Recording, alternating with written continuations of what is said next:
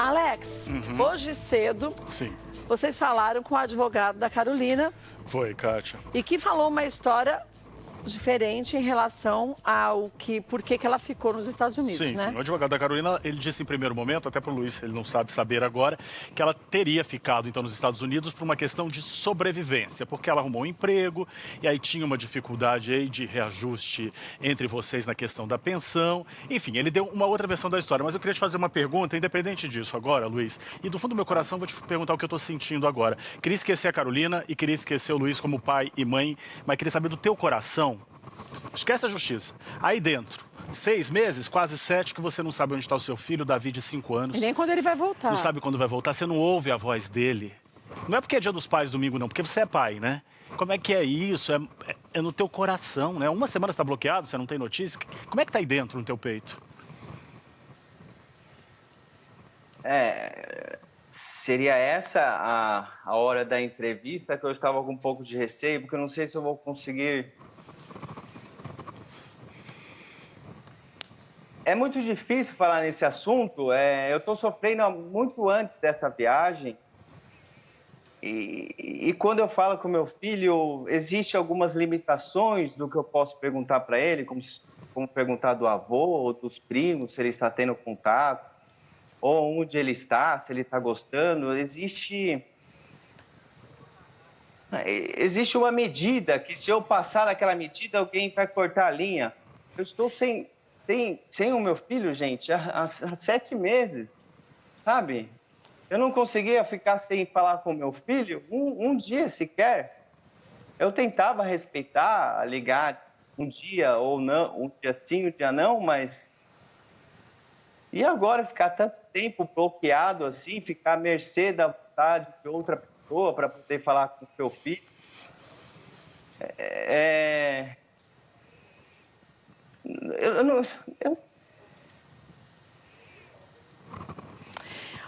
Olha, mais ou menos há uma semana ela te bloqueou no WhatsApp, é isso, né? Não, faz tempo, faz mais tempo? tempo. Eu já fiquei 30, 40 dias sem falar com ele. Agora faz 40 dias. Eu consegui falar com ele há alguns dias atrás, mas foi interrompida a ligação, foi uns 4, 5 minutos, porque eu comecei a entrar no assunto do meu filho voltar, porque agora eu entrei em desespero, porque meu filho está falando, a mamãe adora esse lugar, mas eu não quero ficar aqui, a mamãe está gostando daqui, mas eu não gosto, eu quero voltar para minha casa verdadeira.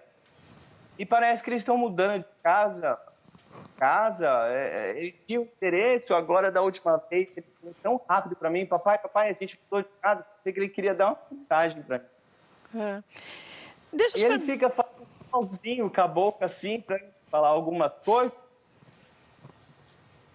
para que a mãe não desligue o telefone. Então, é uma situação difícil, é uma situação que eu comecei à vontade de outra pessoa. E o incrível que uma coisa que eu não consigo entender é como a mãe está ali do lado, vendo o pai, o filho o sofrimento, conversar. né? O sofrimento do filho está vendo ali 2 pessoas. Eu não consigo entender isso daí. Não, Mas você conversou ao longo desse tempo com a Carolina para saber justamente, Carolina, o que você está fazendo não foi o que a gente acertou. Sabe essa coisa que seria tão simples, mas ao mesmo tempo tão complexa ao mesmo tempo?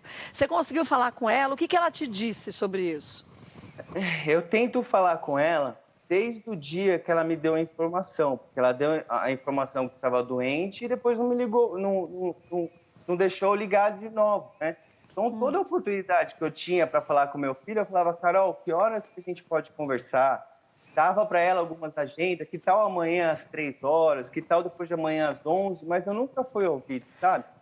Então, aí chega num ponto que você conversa com o seu filho, mata aquela saudade, mas você tem que ter na cabeça que você tem que guardar aqueles minutinhos para poder falar com a mãe. Mãe, você está aí do lado, assistindo tudo, por que você não fala para mim aonde vocês estão?